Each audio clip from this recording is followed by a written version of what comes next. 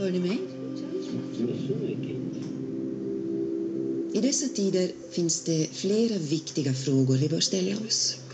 Hur kan du och jag och våra vänner och våra barn lita på att det vi ser på tv och hör på radio är sant?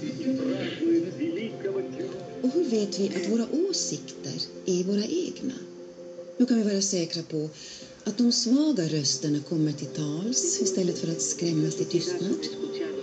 Jag kan tala om hur. Det finns en människa vi kan tacka för allt detta.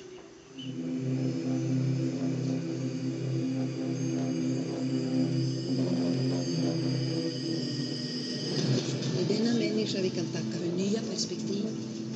Det är denna människa vi kan tacka för att vi har en valmöjlighet. Det är denna människa som ger oss ett alternativ till likriktning och kortsiktighet. Det är denna människa vi kan tacka för att en vanlig dag kan bli en stor dag. En dag då vi reser oss ur tv-soffan och säger: jag har ändrat uppfattning.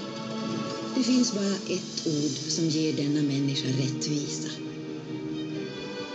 Hjälp.